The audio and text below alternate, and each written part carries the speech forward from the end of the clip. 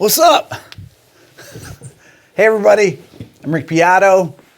Welcome to my 2025 YouTube Year in Review. For those of you that are OG YouTube people, you know what that intro was. Hey Vsauce. So I've been sitting here thinking about how to describe this year. I've been doing YouTube for nearly 10 years, but have never experienced a year like this.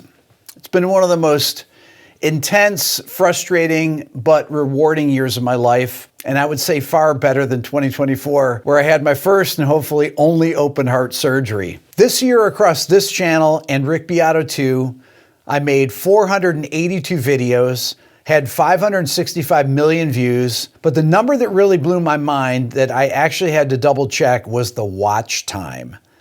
You guys watched 32 million hours of my breakdowns, interviews, musical ramblings, mostly about AI, and copyright strikes throughout the year. If you do the math on that, it comes out to 3,650 years. That means collectively, you spent 3.5 millennia hanging out with me. I hit 5.4 million subscribers on this channel, actually yesterday, I think.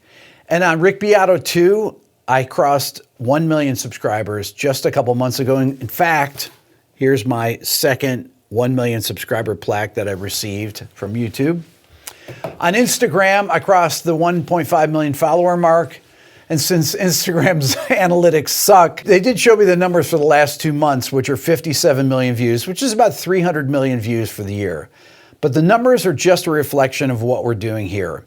The reason the channel grew like this is because of all the amazing musicians I was able to talk to throughout the year. I traveled to the UK where I was able to interview David Gilmour at his studio in Brighton. David played the guitar and talked about all his classic songs for 2.5 hours. That was really a bucket list moment for me. On that same trip, I interviewed legendary producer-engineer Glyn Johns, who worked with everyone from the Beatles to Led Zeppelin, The Who, the Rolling Stones, the Eagles, and just about every other legendary artist I can think of. I had the guys from Pearl Jam on, both Jeff and Mike. I went to Hans Zimmer's studio, Remote Control, and talked to Hans about how he constructs entire worlds of sound around these amazing movies he's done. I had legends of the control room on, like mixer extraordinaire Andy Wallace. Andy mixed Nirvana Nevermind, the first 2 Rage Against the Machine records. He produced and mixed Jeff Buckley's Grace record, which is a classic. He mixed the first 2 Linkin Park records, System of a Down, At the Drive-In, A Perfect Circle, Slayer, Rain and Blood, and many more of my favorite sounding records.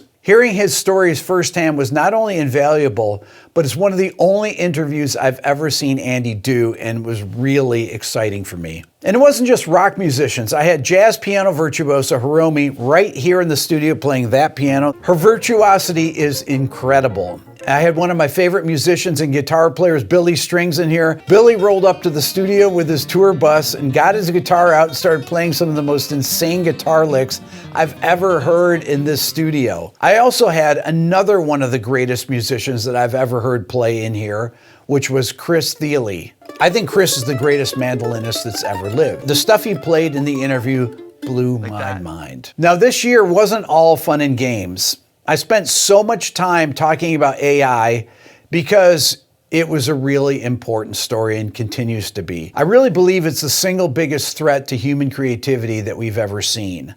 We covered the Velvet Sundown saga.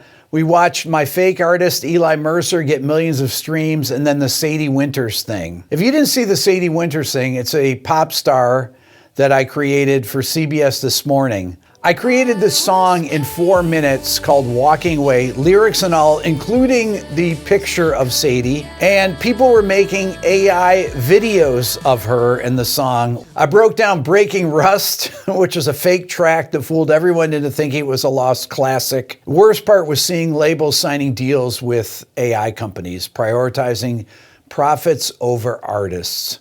And speaking of labels, we had the UMG saga. They tried everything in their power to exploit the system and steal from creators like myself, but not just myself, from many educators on this platform. It's an endless battle, but I'm not going to stop fighting it. So to keep my sanity, I kept returning to the guitar.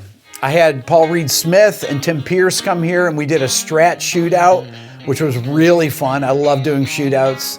I know that caused a lot of debate in the comments, which is always fun. I broke down a classic Joe Pass solo. You guys watched me try and fail to recreate one of Alan Holdsworth's most insane guitar parts, the non-brewed condiment melody.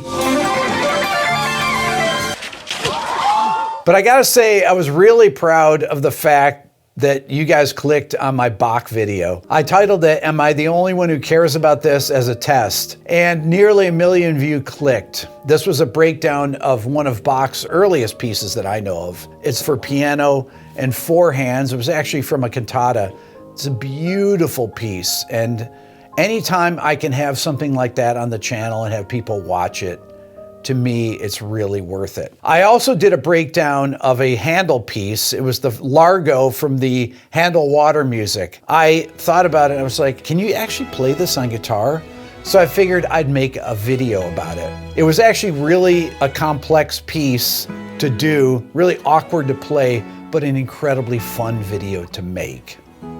On a personal level, getting out of the studio was incredible.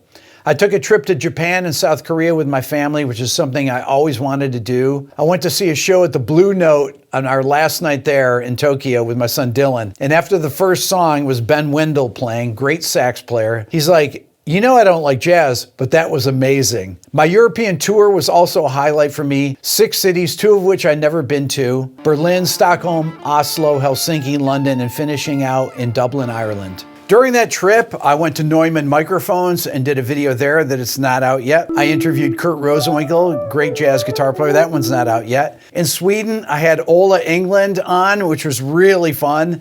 And I also interviewed Ola Strandberg from Strandberg Guitars. That video is not out yet. And then when I was in Helsinki, I went to Neural DSP and made a video there with my friend Doug Castro.